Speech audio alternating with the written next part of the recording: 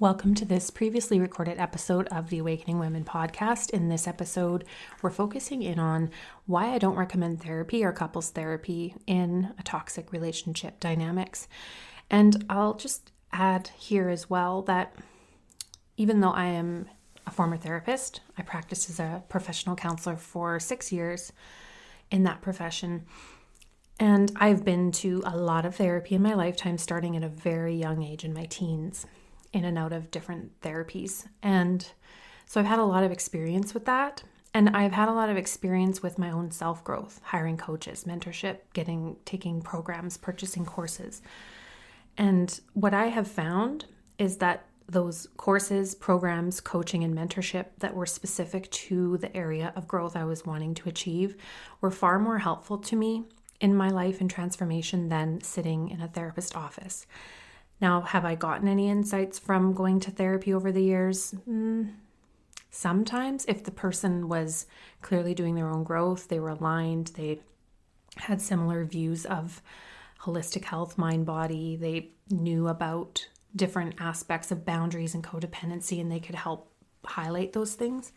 But for the most part, I have not found it to be super helpful in my transformation, and I've talked to many high-level women, high-achieving women who have said the same, because we want more like an action solution-focused approach. We want a solution. We want somebody to say, do this, try this, go here, report back, and have the accountability. And it starts moving the needle rather than just sitting and therapizing and analyzing and ruminating and going in and talking about the same stuff day in and day out. So as it pertains to couples therapy in a toxic dynamic, I'm going to talk about that in this episode, because I have never heard of a case in all of my 11 years where it has led to permanent change in a relationship to go to therapy. And in fact, I've heard countless stories of women sharing with me in DMs, or private clients or in my programs sharing horror stories about the experience of doing that and how it actually made the relationship dynamic worse for them. So I'm going to play that episode, and hopefully it helps shine some light on what might be some better next steps for you if you are in therapy with your partner or on your own and it's not moving the needle forward or it's making things worse. All right, here we go. Welcome to the Awakening Women podcast. I'm your host, Leanne Oaten, and for about the past 7 years, I've been a practicing holistic counselor and coach, guiding women to their empowerment, wellness, and wholeness through my holistic counseling and transformation methods. On this podcast, we go deep into self-empowerment, conscious growth, and breaking free from emotionally painful relationships. Think of this as your weekly dose of empowerment and personal growth. We will explore conscious evolution, emotional intelligence, getting in touch with those deeper parts of our being, as well as psychology and relationship discussion. I can't wait to get started, so let's dive into today's episode. Hello everyone, and welcome to this little bonus episode of the podcast. It's Leanne here, of course, and today we are talking about something that I've touched on other episodes, but I've had the request to dive into this deeper, and it's a question I get a lot. I speak to a lot of women every single day in my Instagram DMs, in my Facebook DMs, and inside of my Awakening Women Facebook group, who are in counseling for themselves already, or they're in couples counseling while they're experiencing an emotionally abusive relationship. And I always say I don't recommend working with someone for couples relationship counseling when you're experiencing emotional abuse in your relationship. And we're going to dive into why I take this stance.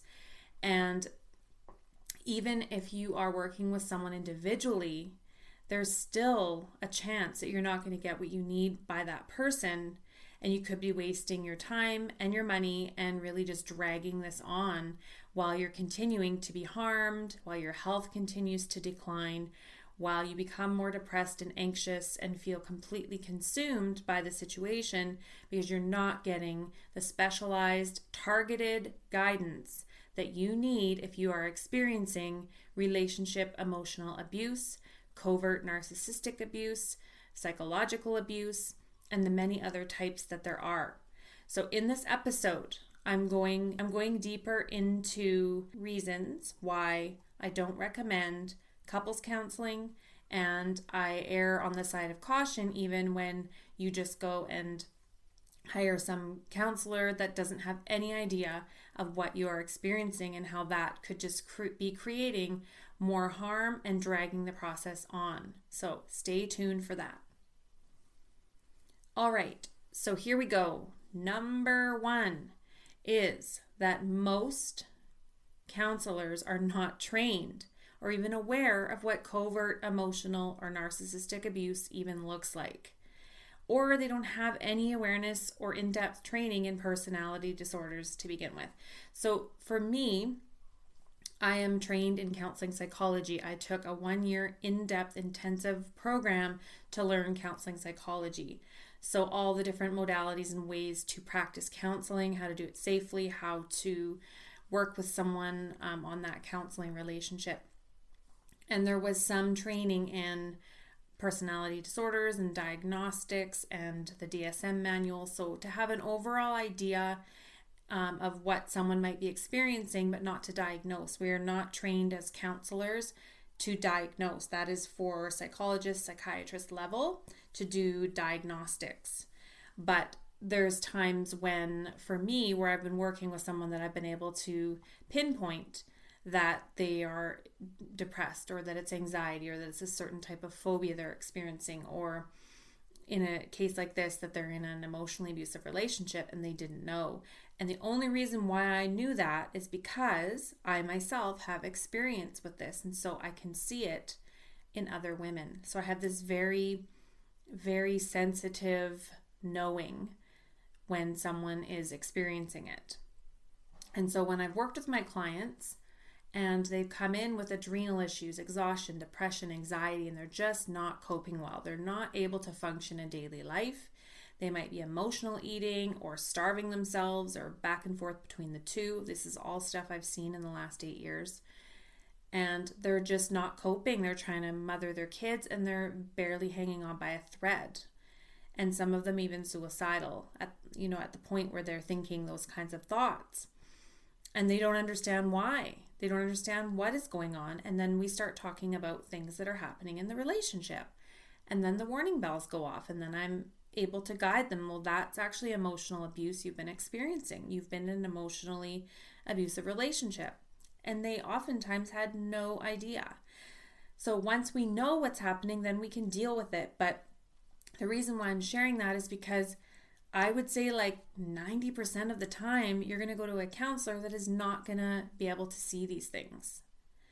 So that's on the whole premise of like you going on your own to go get help with stuff. If you don't get what's going on and they don't get what's going on, how are you ever going to see your way out of that darkness? You won't. And I know this because I've been in that experience. So that's the first one. When it comes to couples therapy, we're going to go deeper into why that's absolutely not recommended and why that can actually just be more harmful. So with counselors that are not trained, don't have an eye for it, don't have any awareness around what covert emotional narcissistic types of abuse look like, they're going to miss it and you're going to be given the wrong guidance. It's so hidden and insidious that even friends and close family members wouldn't even see what you endure behind closed doors. Even your partner's parents wouldn't know, maybe. So how would a counselor know if you aren't even sure what's going on?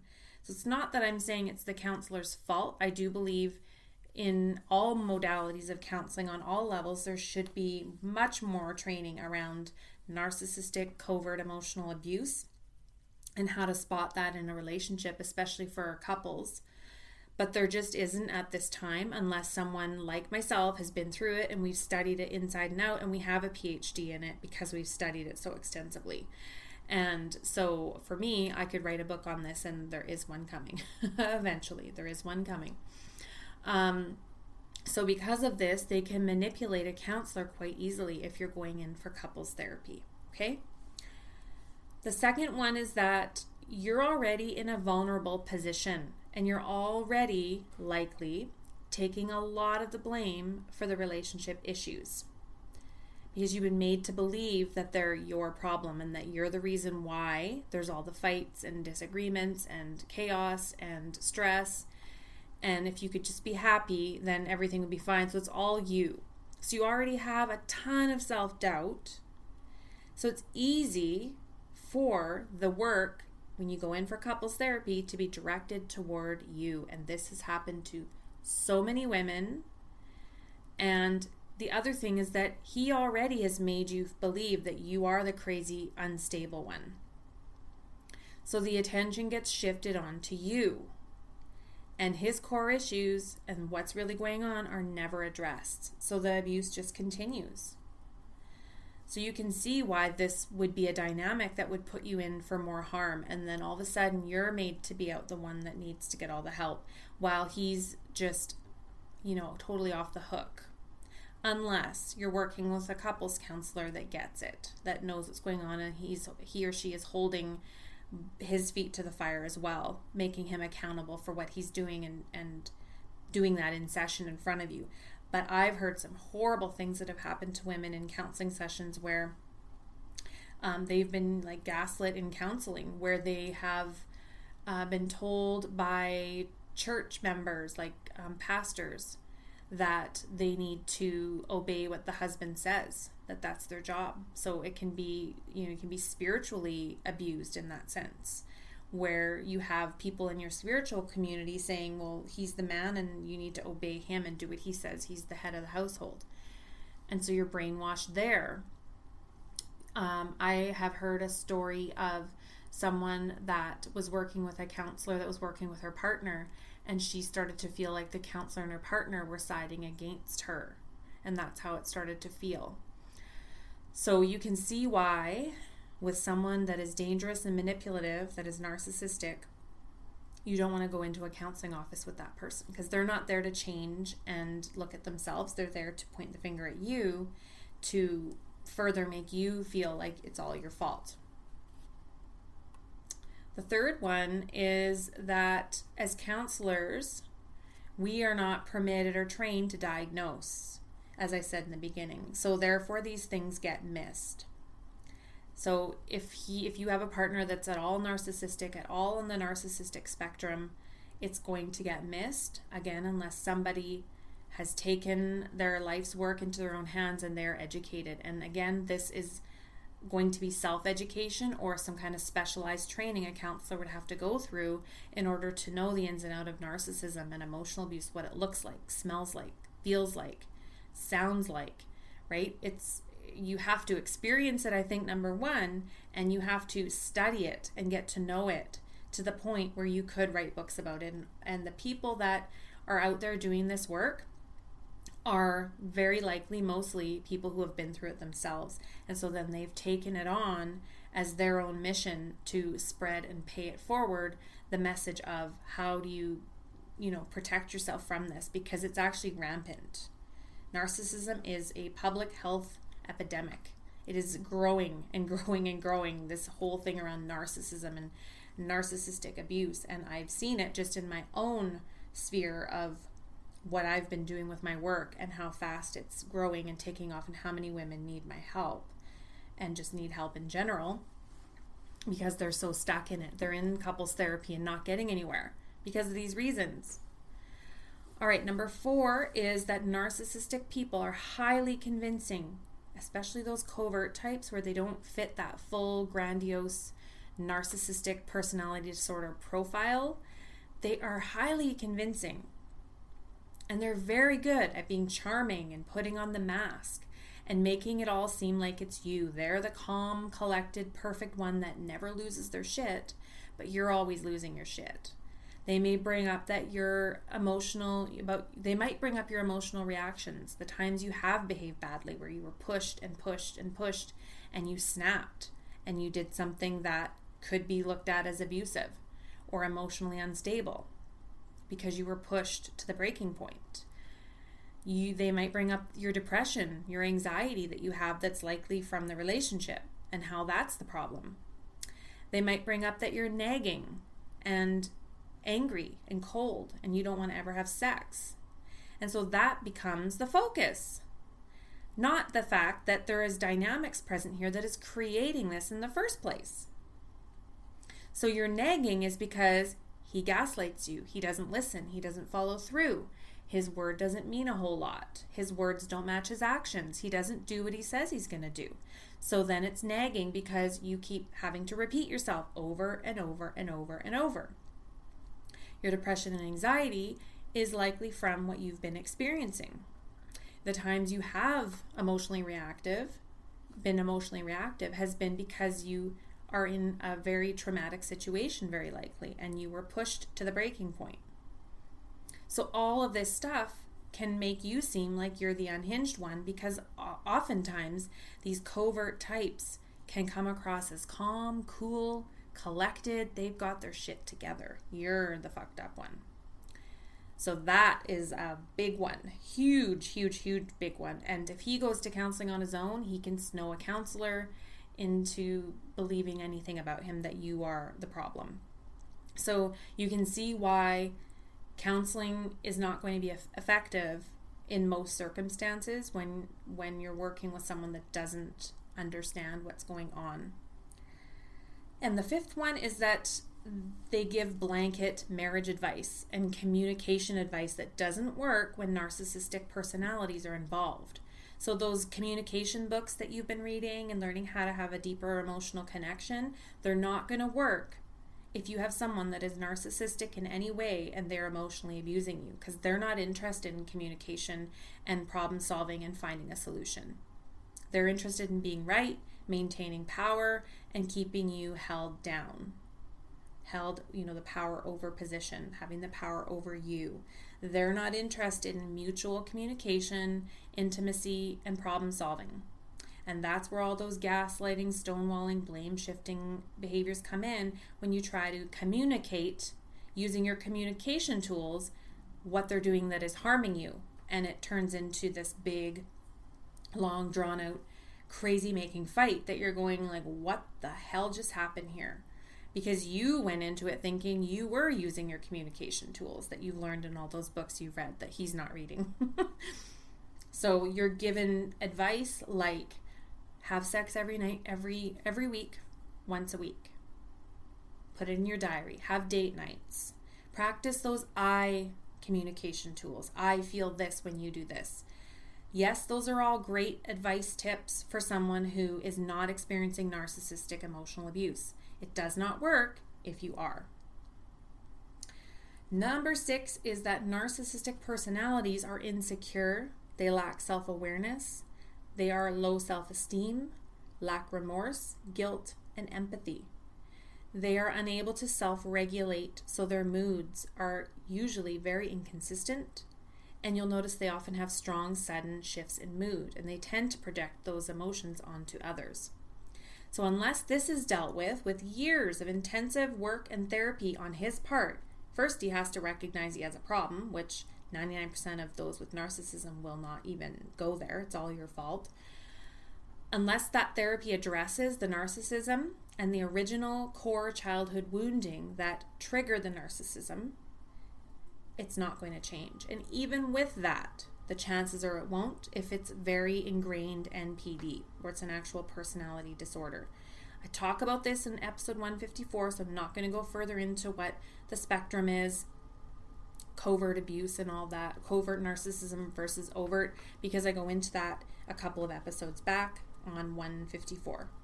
So that is what I would recommend that you listen to after this, so that you are at least aware of narcissistic personality. And there's also an episode that is can he change, or can your relationship be saved? And I talk more about that as well, which is a few episodes back. And the last one is just my recommendation. Okay, so if you can really resonate with this, and maybe you've tried couples therapy and this has been your experience, or you're in it right now and it's not working and it's just escalating and it's getting worse no matter what you do, it's because it's not on you. You're not the problem. You are feeding it. You are part of the dynamic, but you're not the problem because you're the one that is trying to figure out the problem. I've heard women saying, I think I'm narcissistic too. He tells me I act like I'm narcissistic, or that I act like I'm emotionally abusive. And what I say is, you're the one here in this Facebook group trying to get help. You're here saying, I feel crazy and confused. Please help me. I don't know what to do. I think I might also be one as well. But if you were one, you wouldn't be seeking help, saying, what do? I need to change this. Help me. I don't know what to do. You also wouldn't likely be listening to this podcast. So the fact that you're here listening to this, you're in my Facebook group, you could be a client, you could be on my Instagram feed and you're reading the stuff because you're trying to develop awareness and hopefully self-awareness, because that's part of it. We can all have narcissistic traits at times, but it's all about the spectrum. Okay, so I just want to clarify that. Here's what I recommend to you if you are not sure what to do. You're in a place where you're like, I'm in the relationship, I know it's a problem, I know it's not working, I know it's making me feel totally unhinged and crazy, but I don't know what to do. We're in therapy, it's not working. It's not really doing anything. So here's what I recommend to my women. You surround yourself in an empowering, supportive environment, not a victim-centered support group. Not those support groups that are for victims of domestic violence. Those groups are not empowering whatsoever. Those groups drill in the victim mentality, and I am not for that. I have a different mindset around that. What you need is mentoring and guidance from someone who gets it, that can help you see the blind spots, that can help you see when the fog gets thick and you forget what you're dealing with. You need someone to remind you of what you're experiencing. Someone that can help you see your stuff and your part in the dynamic. How are you feeding the dynamic? Because there is part of that of how you feed the dynamic, and the biggest way you feed the dynamic is with your emotional reactions, with your codependent behavior, with your caretaking, with taking on way more than it is for you to take on. When you are really hypervigilant and really attached and enmeshed and entangled with your partner to the degree you don't know where he ends and where you begin. So you have a part to play in this, and whether you stay in this relationship and see if it works out or not, you don't want to end up in another relationship like this, I'm guessing. So you still need to do that inner work. You need to do that inner exploration to boost up your self-esteem, to heal those inner core wounds that drew you to a relationship that you're in right now. So you have responsibility to heal that part of yourself.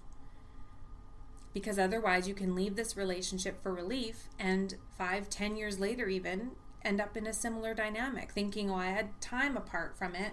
So now, it's been 2 years or whatever years since I've been with someone. So I think it should be okay. And Mr. Nice comes along and you find out he's just a very covert narcissist. And you're like, how did this happen? Because you didn't do the inner work, not the right kind of inner work. Okay, because that is something that happens. So you have to look within. So if you are ready to do that, I invite you to reach out to me. I have different things going on as far as how you can work with me right now. The reason why I put this out earlier than I would normally for the episode, why it's a bonus episode, is because on November 6th, we are doing a 30-day End the Cycle of Emotional Abuse group coaching experience inside of an intimate Facebook group setting, private Facebook group setting, where I'm going to walk you through all of the nuances of what narcissistic and covert emotional abuse looks like, what it sounds like, what it feels like. You will have crystal clear clarity on if you are experiencing it. If you're not sure yet, maybe you have an idea, but you're not positive, you're doubting yourself, you are having a lot of self-doubt and self-questioning. You're going to have crystal clear clarity whether you are or you aren't. You're going to also develop your plan, whether it's I'm going to work on my self plan and see what happens plan, or if it's an exit plan or whatever it's going to be, you're going to develop that. You're going to develop more emotional resiliency and have ways to take care of yourself emotionally and feel better now. That's the whole piece of ending the cycle, and that's what it's geared around, in 30 days to literally end the cycle by changing what you do, changing your steps in the dance to see what does he do with it. Because I get a lot of questions like, how do I know he's going to change? Does he know that he's doing these things to me? And lots of that kind of stuff. So you can put those questions in the group and get feedback from people who actually understand and get what is going on. There's women that are going through it as well, and they're in a similar place. This round is for women who are still in a relationship like this and they don't know what the fuck to do. You're just literally back and forth like a freaking yo-yo. Do I stay? Do I go? Do I stay? Do I go? Maybe he's going to change. Nope, he's not going to change. Here we are again. Oh, he says he's going to change this time. He said he's going to go to counseling. We're going to counseling, but I don't think it's working. You need to have an anchor to keep your sanity. And so that's what the group is for. That is why I'm creating this environment and I'm creating this experience. But this round is being offered at a beta rate. So you're going to want to get in on it. It's capped. I'm capping it between 5 and 8 ladies. And we've already got several spots taken. The next round is going to be double. So you're going to want to get in on it now, because the next time I run it, the price will be going up. And this is your opportunity to work with me and end the cycle once and for all for good and get clarity on what you need to do next. That's what the whole intention of the 30 days with me is all about.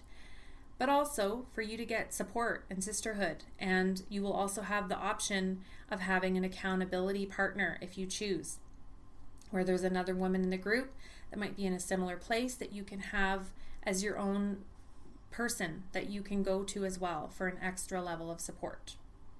So if you are interested in joining, you have to book in, or register by Monday. So we are at Friday, the November 1st. So you have the weekend. So if you're listening to this after the fact, if it's a couple days after the fact, it might be too late, but I'm wanting to get this first group together by then. So if you're interested, reach out to me right away and we can get you set up with that. So that's what I have for you on this episode. I hope this was helpful and helps you clarify why couples therapy is not going to work and why you need to get specialized support. If you're listening to this after the fact and the program is come and gone, I likely have other options of the program, and I probably have spots one-to-one. If I don't, I can put you on a wait list. So just reach out to me if this calls to you and you want to work with someone and get guidance from someone that totally gets what you are experiencing and you want to get real help and forward movement. Then reach out to me on Instagram, on Facebook, and let me know, because who knows when you're listening to this. You could be listening to this, months later and the information is still relevant, but the offer or programs might be different. So please just reach out to me if you are feeling like you would like to work with me on some level. All right, so that is your Friday bonus episode. I hope you have a beautiful weekend, and I will speak with you very soon. Bye for now.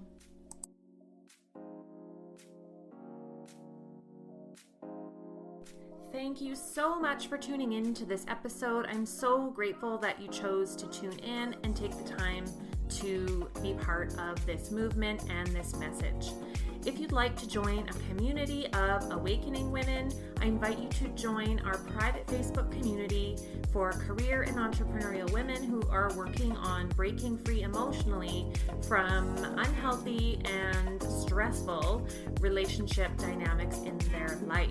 The other thing that I would recommend is that you follow me on Instagram at Awakening Women. And lastly, if you love this episode and this show has served you, please take a moment right now and leave a rating and review on iTunes. I would so appreciate it, and I'll speak with you again in the next episode. Take care.